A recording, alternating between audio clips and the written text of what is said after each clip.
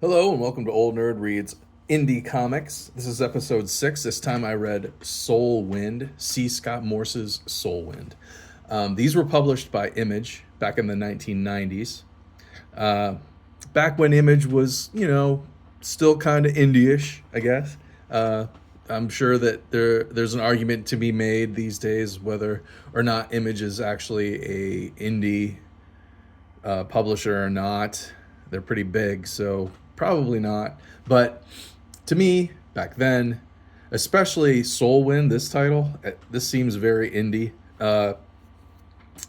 SOULWInd was created by C. Scott Morse, and he actually started his own publishing company to publish a few comics before getting picked up by Image. So he's pretty indie. I got this way back in the 90s, I think, when it first came out in this trade paperback. I didn't get the individual comics. I got this trade and loved it.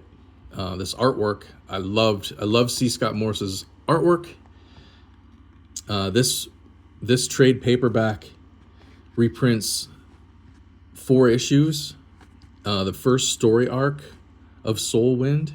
Apparently there were 4 or 5 4-issue story arcs, all in total. I own book 1.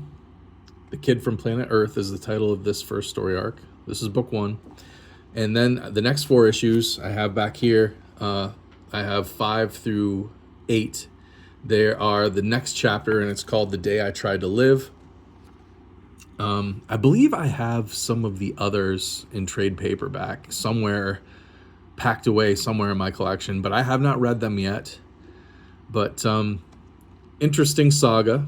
This alien planet, it begins on this alien world, and there's this little ferret type creature, these 2 little like fish frog type creatures, and they're talking to these aliens, and there's their spaceship, and they're basically asking this creature's asking these aliens to bring them a hero from another planet. So the aliens, they take off, and there's these other creatures on this planet that are always doing interesting little things. Like there's this creature, he's dropping seeds down in the waters of this lake or swamp. Excellent black and white artwork. Then there's also these are the bad guys, of course, in their armor. And they're tracking down... Who are they tracking down? I can't remember now. But it feels very Studio Ghibli, like an older Studio Ghibli movie, specifically Nausicaa in the Valley of the Wind. If anybody's seen that movie, it feels kind of like that, or some of the older Ghibli movies. There's also this robot. He's part of this little ferret creature's gang. But they need a hero because the natural world basically is being oppressed by those bad guys I pointed out later. So here the aliens come back. They've dropped off someone, the hero that they requested. This is a villain, this character. Of course, you can tell by the way his design.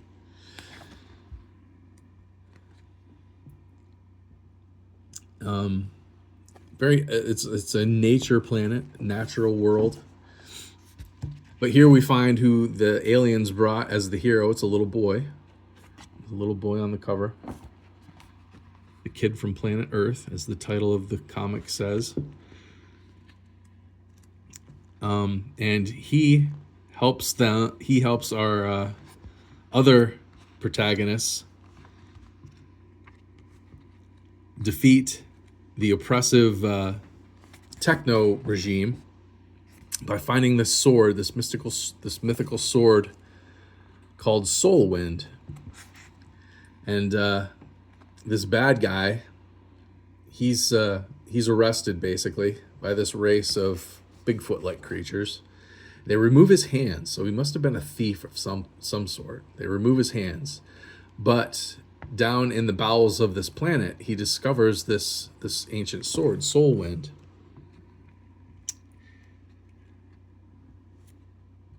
And now it's up to our hero, the kid from planet Earth, to reclaim the sword.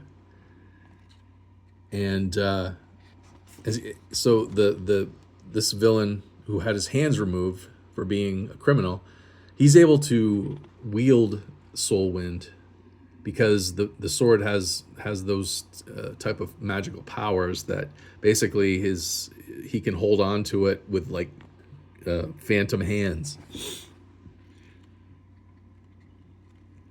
It's a really cool story. At the end, the kid wins, of course, and he goes back to Earth. But then the next chapter in the story begins in issue 5, and the title of this story arc, these 4 issues, is The Day I Tried to Live. Now we jump back in time to south of San Francisco, 1938.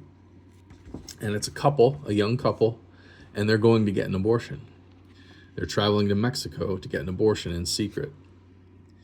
And so I believe this will be backstory. These 4 issues are backstory that lead up to the little boy hero in the first story arc, the kid from planet Earth. And this couple, they run into fairies, evil fairies. Well, good fairies and evil fairies. But there's 3 witches, and they want to kill the unborn child that the girl is carrying, which is fine because she wants an abortion. But there are good old gods and fairies as well that help the father understand what's happening and that his son must be born. And they go on a little mission to defeat the witches and save the life of his unborn son, who I expect will go on to become the kid from planet Earth. But like I said, I think there's 2, maybe 3 more story arcs, and I haven't read them yet. But C. Scott Morse, when this first came out, this really hit me hard. Between the artwork and the story, I really loved it. And I just reread all of this. And here's the final issue number 8.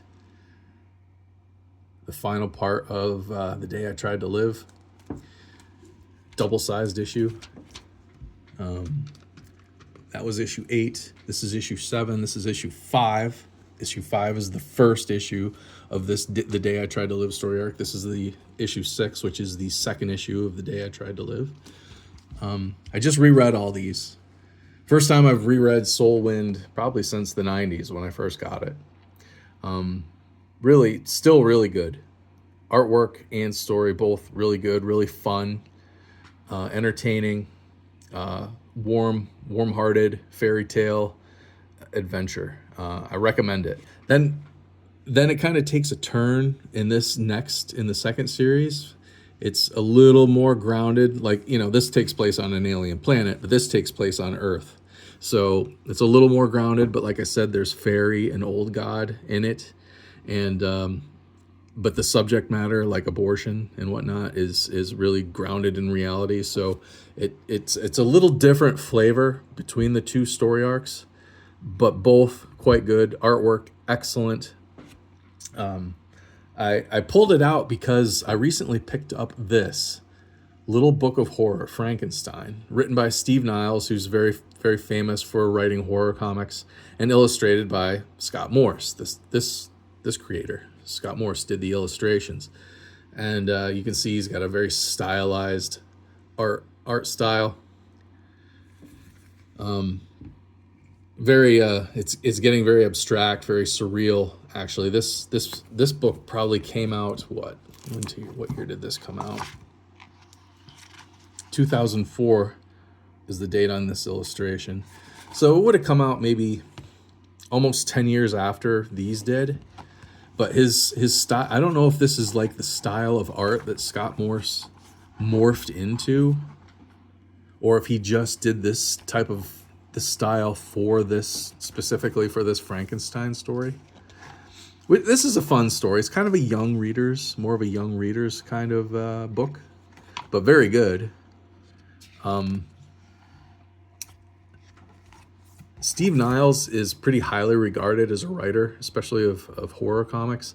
I've read a few of his books and never really been all that impressed. This is cool. I mean, but this is just him retelling the Frankenstein story, so can't really go wrong there. But Scott Morris's art style in this is very, I mean, you can recognize it as the same artist who did these, but the style, it's mostly the colors, I think, the way it's colored, that make it very different to me from the SOULWInd art. I don't know if any of the later chapters of SOULWInd are in color, if the whole thing's in black and white. Like I said, I think I have a few of the later volumes in trade paperbacks stashed away somewhere. I've got to dig them out someday and figure and look into it. But this art style, very different to me than that. Still good though. Nice little book. I'm probably going to put this in my nerd store Halloween time. This will be a good thing to put out for sale for Halloween time. But I'm keeping SOULWInd. I really like SOULWInd. I'll probably keep that in my collection. But anyway, if anybody out there knows anything about C. Scott Morse, I have a bunch of his stuff from back then. Like he had a comic called Magic Pickle. What else did he have? He had a few. Volcanic Revolver was the name of another one. All things that he wrote and drew, pretty much. He put out a bunch of stuff, and I collected it back then. All of it was good, but none of it was as good as SOULWInd. So if anybody out there knows more about C. Scott Morse, what he's up to these days, please comment that down below. I'd like to know. Otherwise, like, share, and subscribe. I really appreciate watching, and I'll see you next time.